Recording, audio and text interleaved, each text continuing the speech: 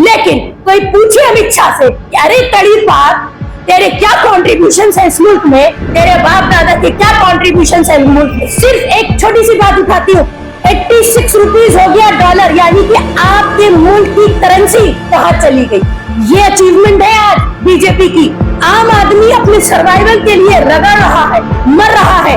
आज इस मुल्क में अमित शाह जैसे लोग, मोदी जैसे लोग हिंदू मुस्लिम करते हैं, मस्जिद मंदिर करवाते हैं। सबसे बड़ी गवर्नमेंट, उसका home minister, union home minister Amit Shah Ambedkar, Baba Saheb Ambedkar के लिए जो पार्लियामेंट में खड़े होकर अल्फाज अदा करता है, जिस तरीके से उनको डिसरेस्पेक्ट किया जाता है, उनका बच्चा बच्चा जानता है। हिंदुस्तान के बाहर भी आज हिंदुस्तान को अगर अच्छे नामों में गिना जाता है तो उसमें एक नाम बाबा अंबेडकर का ही आता है। बात होती है अपोजिशन पे और अपने साथियों पे कीचड़ उछालने की, वहाँ बात होती है कंट्री के उन लोगों को डिसरेस्पेक्ट करने की जो इस कंट्री को सबसे ज्यादा कंट्रीब्यूशन देते थे। इनको फौरन रिजाइन कर देना चाहिए। कर दिया है कि आज मुल्क में employment, literacy, poverty, labour, farmer, peace, social justice, equality, constitution, liberty, fraternity,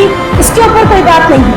legislative assembly में बैठने वाली एक मिनिस्टर इस बीजेपी की गंदी जहनियत से महफूज नहीं है, तो आम औरत जो सड़क पे चलती है, बाजारों में रहती है, स्कूल कॉलेज जाती है, काम की जगह पे जाती है, क्या वो महफूज है?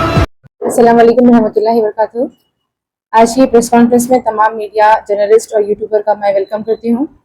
आज की जो प्रेस कॉन्फ्रेंस रखी गई है जो सीटी रवि के खिलाफ, जिसने लक्ष्मी हेब्बलकर की इंसल्ट की थी, इसके बारे में ब्रीफ एक्सप्लेनेशन आपको नेशनल लीडर सादिया मैडम आपको बताएंगे। सबसे पहले मैं ये कहना चाहूंगी कि अफसोसनाक ये है कि हिंदुस्तान में हमें बोलने के लिए और बताने के लिए आजकल हर दिन सुबह हो या शाम हो एक नया इशू जो है वो बीजेपी गवर्नमेंट की तरफ से रेडी रहता है।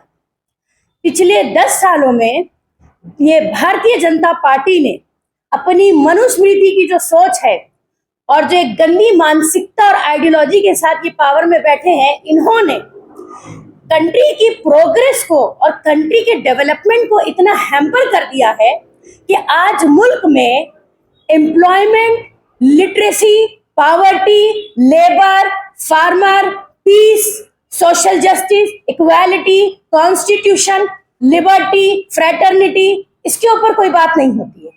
शर्म की बात यह है कि आज पार्लियामेंट हो या फिर आपका लेजिस्लेटिव असेंबली हो, वहां बात होती है गाली गलौज की, वहां बात होती है अपोजिशन पे और अपने साथियों पे कीचड़ उछालने की, वहां बात होती है कंट्री के उन लोगों को डिसरेस्पेक्ट करने की जो इस कंट्री को सबसे ज्यादा कंट्रीब्यूशन देके गए।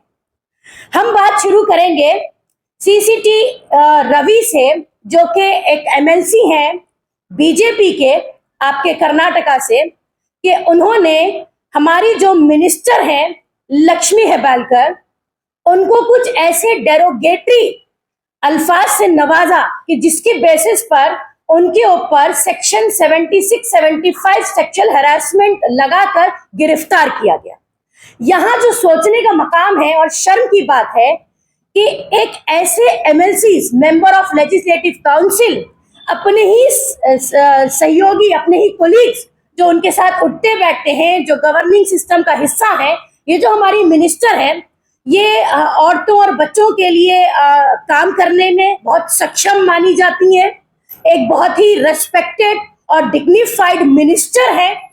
इनके साथ जो अल्फाज इस्तेमाल किए उनको दोहराने की जरूरत नहीं है, मगर ये समझने की जरूरत है कि अगर लेजिस्लेटिव असेंबली में बैठने वाली एक मिनिस्टर इस बीजेपी की गंदी जहनियत से महफूज नहीं है, तो आम औरत जो सड़क पे चलती है, बाजारों में रहती है, स्कूल कॉलेज जाती है, काम की जगह पे जाती है, क्या वो महफूज है?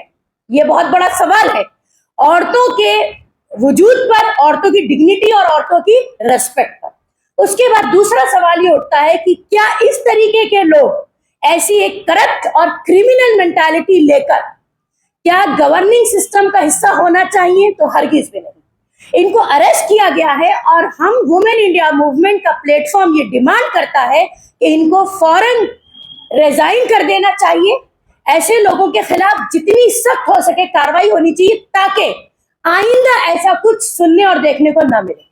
लेकिन इसके साथ ही एक सवाल ये उठता है कि इससे पहले भी कई बार ऐसे कई मिनिस्टर्स या एमएलए या एमपीज जो एक इंपॉर्टेंट पोस्ट होल्ड करते हैं, औरतों को लेकर डिसरेस्पेक्ट करने में वो सामने आए और गवर्नमेंट ने बावजूद इसके कि हमने एहतजाज किया, उनके लिए कोई ऐसा कदम नहीं उठाया। अगर उठाया होता और वही फुल स्टॉप लगाया होता तो आज ये नौबत नहीं आती कि सड़कों और गलियों के बाद वुमेन जो है वो बैठकर लेजिस्लेटिव असेंबली में भी बेइज्जत की जाती।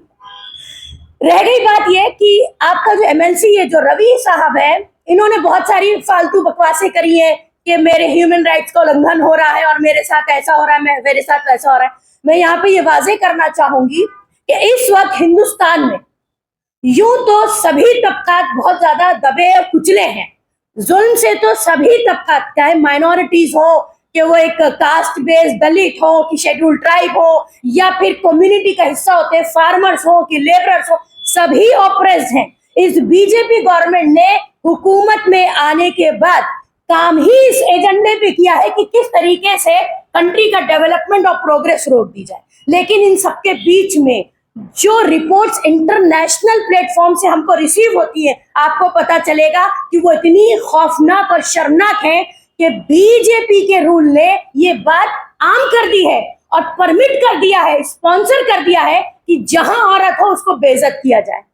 औरत इस कदर तशद्दुद का जो है आज हवाला बनी हुई है और बीजेपी गवर्नमेंट उसके लिए हर तरीके से रिस्पॉन्सिबल है। जहां ये पावर में है वहां अपने पावर का यूज करके, स्पॉन्सर करके ये क्राइम और करप्शन फैलाते हैं, और जहां ये पावर में नहीं है ये डिफरेंट ऑर्गेनाइजेशंस और इंस्टीट्यूशंस में या फिर अपने गंदे कैरेक्टर और नेचर के चलते ये जबरदस्ती करप्शन फैलाते हैं और क्राइम करने की कोशिश करते हैं।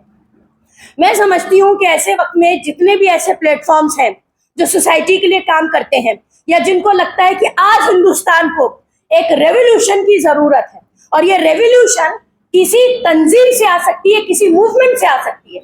इसी तरीके से एक तंजीम का नाम आज है वुमेन इंडिया मूवमेंट।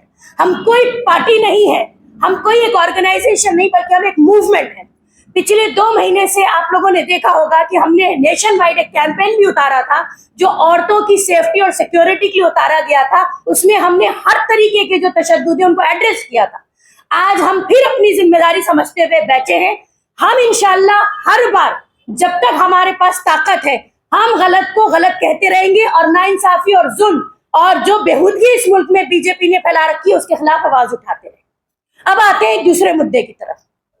हाल फिलहाल में हिंदुस्तान का जो सबसे बड़ी डेमोक्रेसी मानी जाती है, उसकी सबसे बड़ी गवर्नमेंट, उसका home minister, union home minister Amit Shah, Ambedkar, Baba Saheb Ambedkar के लिए जो पार्लियामेंट में खड़े होकर अल्फाज अदा करता है, जिस तरीके से उनको डिसरेस्पेक्ट किया जाता है, ये एक बहुत बड़ा कंडेम करने का मकाम है हमारे लिए। देखिए, बाबा साहेब अंबेडकर कौन थे, क्या कर गए, ये बताने की जरूरत नहीं है। आज बच्चा बच्चा किताबों में पढ़ता है, बच्चा बच्चा सुनता है, बच्चा बच्चा जानता है। हिंदुस्तान के बाहर भी आज हिंदुस्तान को अगर अच्छे नामों में गिना जाता है तो उसमें एक नाम बाबा अंबेडकर का ही आता।